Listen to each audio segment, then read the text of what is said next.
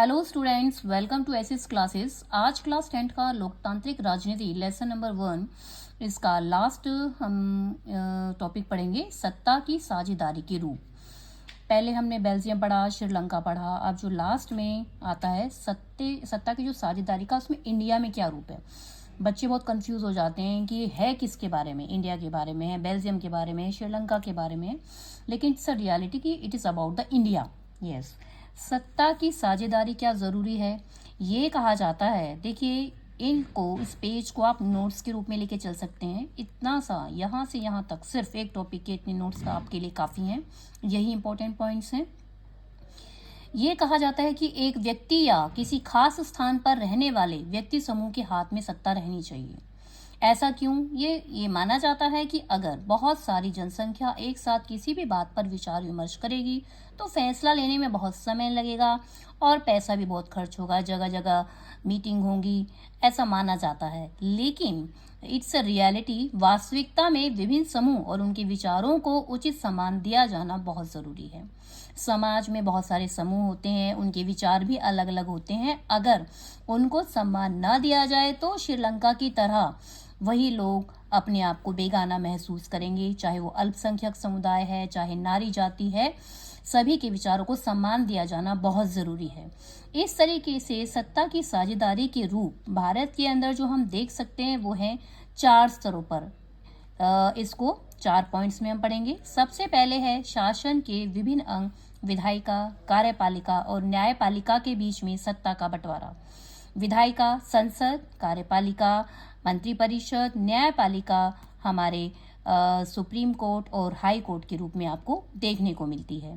ये सबसे अच्छा है नियंत्रण और संतुलन की व्यवस्था के एग्जाम्पल के बारे में। अब वो किस तरीके से है, देखिए। जो कार्यपालिका है, सत्ता का सबसे अधिक उपयोग कार्यपालिका द्वारा यानी प्रधानमंत्री और इसकी मंत्रिपरिषद द्वारा किया जाता है। कैबिनेट इसका छोटा रूप है।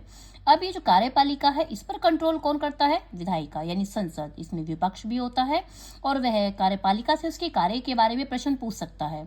अब अगला जो है न्यायपालिका है। न्यायपालिका को बनाती तो कार्यपालिका है, लेकिन न्यायपालिका विधायिका और कार्यपालिका पर कंट्रोल रखती है, नियंत्रण रखती है। क्यों? क्योंकि विधायिका और कार्यपालिका मिलकर ऐसे ही कानून बना सकती है जो संविधान के अनुकूल है, और कोई भी कानून संविधान के अनुकूल है या नहीं है ये सिर्फ न्यायपालिका ही डिसाइड करती है, वही इसका फैसला करती है। तो इस तरीके से कानून बनाते समय कार्यपालिका विधायपालिका को खासकर संविधान का ध्यान रखना पड़ता है। न्यायपालिका की वजह से भी, न्यायपालिका भी इसका एक बहुत बड़ा कारण है। दूसरा है राज्यों के बीच में विभिन्न स्तरों पर सत्ता का बंटवारा।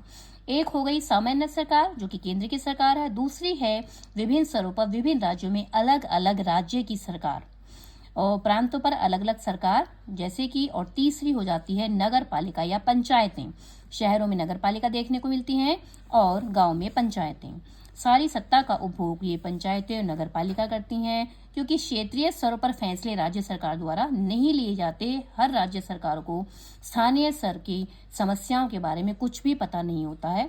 पंचायतें ही फैसला लेती हैं जनता के साथ मिलकर, एक मीटिंग करके कि कौन सी समस्या को पहले निपटाना चाहिए, पैसा कहाँ पर लगाया जाना चाहिए।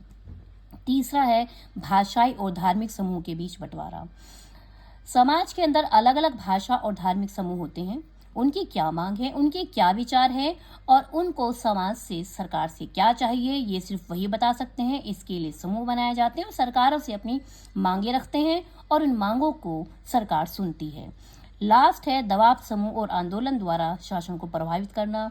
अलग अलग जो समूह हैं, अब इसमें सारे समूह आ जाते हैं। उद्योगपति हो गए, व्यापारी हो गए, मजदूर हो गए, ये सभी सरकार की समितियों में भी शामिल होते हैं, अलग से भी अपने समूह बना के रखते हैं और आंदोलन करते हैं। सरकार द्वारा जो भी कानून बनाए गए हैं उनको प्रभावित करते हैं कि उनके हित में सरकारी कानून को कैसे ढाला जाए। तो इस तरह से लास्ट में हम कहेंगे अलग अलग पार्टियों के बीच में भी सत्ता की दावेदारी होती है। ये आप अच्छी तरह से जानते हैं कि इलेक्शन होते हैं, वोट होते हैं और जनता के पास बहुत सी पार्टियों के रूप में विकल्प होता है कि किसी भी सरकार को चुन सकती है। 2 बड़ी पार्टियों के बारे में सभी जानते हैं, बीजेपी और कांग्रेस। राष्ट्रीय स्तर की पार्टियां हैं और क्षेत्रीय स्तर की पार्टियां तो बहुत सारी हैं। जनता को पूरा अधिकार है कि एक पार्टी की विचारधारा को समझे और उसी हिसाब से अपनी वोट करे।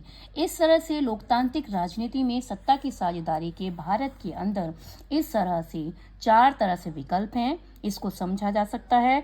इतने से ही नोट्स हैं, इससे आपको ये बहुत इंपॉर्टेंट पॉइंट है, ये समझना बहुत ज़रूरी है। इसी को नेक्स्ट वीडियो में इंग्लिश में डालने वाली हूँ, क्योंकि इंग्लिश मीडियम के बच्चे हिंदी नहीं समझ पाते। इसको समझिए, पढ़िए और नेक्स्ट वीडियो में इंग्लिश को भी समझिए। Thank you. चैनल को सब्सक्राइब कीजिए। Thank you very much.